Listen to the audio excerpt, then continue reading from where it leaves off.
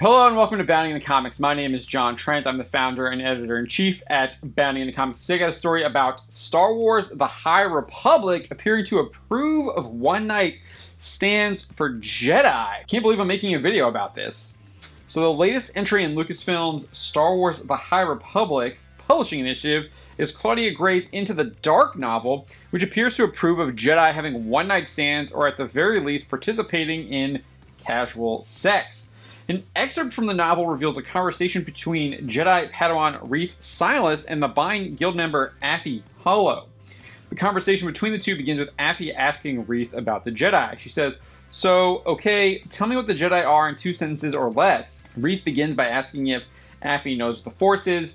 She responds, "Everybody knows about the Force. Come on." With that information, Reath then begins to describe the Jedi. He says, "So the Jedi are Force users united in our quest to understand the mysteries of the Force and to serve as guardians of peace and justice throughout the galaxy." Affie responds saying, "I've heard of Force users before, but why does that make you monks?"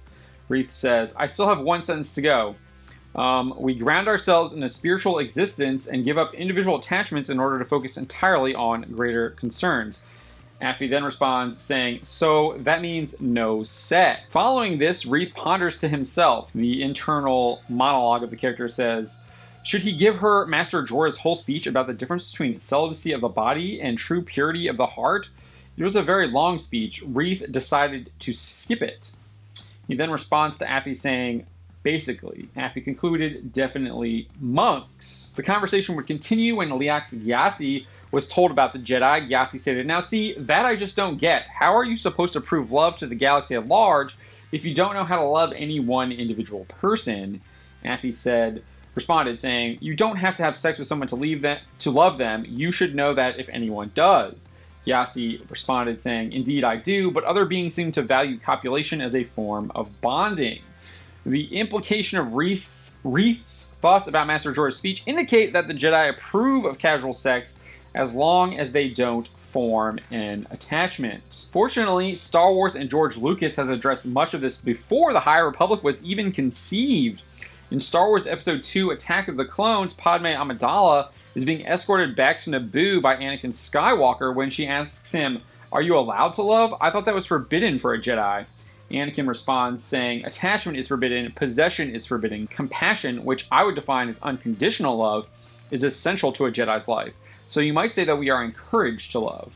By the end of the Attack of the Clones, Padme and Anakin would get married, although they would keep it a secret from the Jedi Council and their closest friends, such as Obi-Wan Kenobi.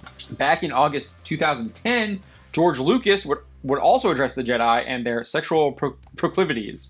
At around the 40-minute mark during the main event of Star Wars Celebration 5, Lucas was asked about the Jedi by the moderator James Stewart. Stewart asked, "Is the idea of the Jedi as kind of a priest, but they can channel that force through them, they can actually utilize it?" Lucas responds, "It's the monk idea. Whether you go to the Christian monk, the Knights Templar, or you go to the Buddhist monks, Kung Fu monks, you get a warrior monk.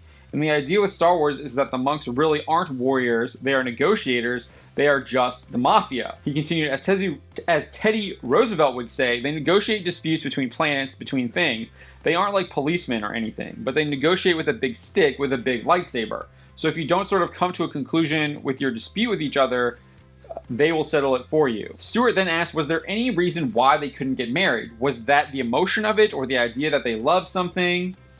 Lucas responded saying, "The whole idea of the movie ultimately is that you have the light side and the dark side. The light side is compassion, which means you care about other people. The dark side is you care only about yourself, and you are obsessed with yourself, getting your pleasure and getting all your stuff. The other one, you give it to everybody, you give goodness and health to everybody else. So the issue of love, there's a line between loving somebody compassionately and caring about them and helping them. But the other line is not to be greedy, or once you are greedy, then you get fearful. You don't want to lose what it is you have that you're getting, so you have to learn to give up everything, and ultimately for a Jedi Knight, it's very easy to give up." Lucas continues saying, "One of the things they give up is marriage. They can still love people, but they can't possess them. They can't own them. They can't demand that they do things. They have to be able to accept the fact, one, their mortality, that they are going to die and not worry about it. That the loved ones they have, everything they love is going to die and they can't do anything about it. I mean, they can protect them as you would ordinary protect. You know, get out of the way of that car, somebody charges you with a gun, you knock the gun out. But there is an inevitability to life, which is death, and you have to accept that. And this is a mythological idea that goes way back to Hades, where once you get power, it corrupts you. So if you say Anakin, he fell in love with Padme, then became possessive of her. He got jealous and all those things. Then when he found out that she was going to die, he would do anything to stop that from happening, even to the point of making a pact with the devil to say, give me the power to save my wife, and I'll do your bidding. Lucas continued to describe Anakin's downfall, saying, well, he got the power to save his wife, but in the process, he became powerful, and the key to it, he said, okay, I can save you from dying, I can even rule the universe. Everybody who gets the power wants to run the universe. They all want to be the emperor. He then detailed that's the reason why there are only 2 Sith. That's why there's only 2 Sith. There used to be a lot of them, but they all killed each other off because they were all fighting over who got to rule. So it was always one Sith Lord and one apprentice, and the apprentice was always plotting to get somebody else to join him. Hey, you and me get together and we go and kill the Emperor. So they are always doing that. Lucas then added, so when Anakin said, well, I'm powerful now, I'm even more powerful than Palpatine, I can take over the universe and it will be the way I want it to be. And of course, Padme says, my God, you're not the person I fell in love with. I don't love you anymore. And he lost everything. Stuart then responded to this lengthy explanation by Lucas saying, what I take from that is Jedi can't have one-night stands. The conversation regarding Jedi and marriage ends as Stuart changes the topic and begins to discuss Darth Plagueis. Now, this is still a complicated answer, and I'm not sure Lucas fully explained the reasoning behind why the Jedi Order would ban marriages. As Anakin interprets in Attack of the Clones, compassion and unconditional love is essential to a Jedi. Thus, in theory, a marriage could even make a Jedi stronger as it nurtures their compassion and unconditional love for their spouse and family. In fact, it's possible that Anakin's resentment of the Jedi way of life was fostered by their ban on marriage, which he saw as opposed to their actual teachings. Also, when Lucas is discussing why Jedi give up marriages, it doesn't appear he's actually talking about a marriage. A marriage is not about possessing other people. It's not about owning them or even demanding they do things for you. Since Lucas brought up the Knights Templar, a Catholic order of knights founded in 1119, the Catechism of the Catholic Church teaches, quote, God who created man out of love also calls him to love, the fundamental and innate vocation of every human being.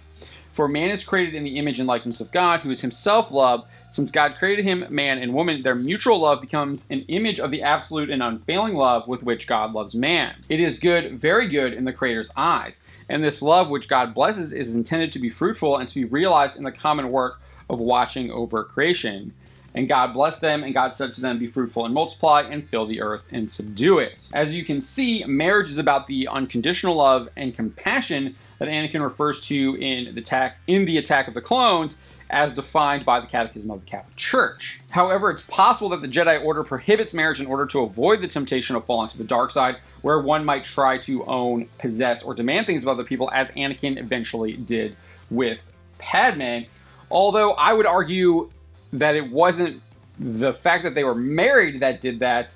It was a lot of other things outside of their marriage that did that. As for the High Republic's insinuation that casual sex and one-night stands would be accepted among the Jedi, it seems pretty clear in Lucas's explanation that the Jedi would prohibit that as well, as even Stuart came to that conclusion. In fact, they would probably be more emphatic about prohibiting casual sex among those members, as it would certainly foster a belief of owning, possessing, or demanding things of their partners. It could also more easily lead to feelings of jealousy and a desire for control. And it would also be about leading one down the path of the dark side, where all you care about is yourself. As Lucas says, you're obsessed with yourself, getting your pleasure and getting all your stuff. It's pretty clear that casual sex is about pretty much getting your pleasure, rather than giving pleasure to someone else. Interestingly enough, Dark Horse Comics would publish Star Wars Union, where Luke Skywalker marries Mara Jade in 2000, following the release of The Phantom Menace and just before Attack of the Clones. One might think, given Skywalker, who has formed a new Jedi Order, the prohibition of marriage was found faulty, and thus marriage was embraced by Luke and the Jedi going forward. Lucas had other ideas in a 2008 interview with Total Film, which took place before his appearance at Celebration 5. Lucas would also reveal his displeasure at the fact that Luke Skywalker marries Mara Jade in the extended universe. He said, "And now there have been novels about the events after Episode 4, which isn't at all what I would have done with it. The Star Wars story is really the tragedy of Darth Vader. That is the story. Once Vader dies, he doesn't come back to life, the Emperor doesn't get cloned, and Luke doesn't get married." So I think there's still a mystery about the Jedi prohibition on marriage and what Lucas's plans would be regarding marriage when Luke began his work of rebuilding the Jedi. I'd really like to know what he actually thinks about that and really kind of nail him down on that explanation, because I do think that's an interesting aspect of the Jedi that I just find a little bit interesting. But let me know what you think. What do you make of the High Republic's insinuation that casual sex is acceptable under the Jedi Order, who have banned marriages? What do you make of Lucas's explanation regarding the Jedi and love? Leave a comment below. My name is John Trent, and you've been watching Bounding into Comics. I'll have another video for you tomorrow.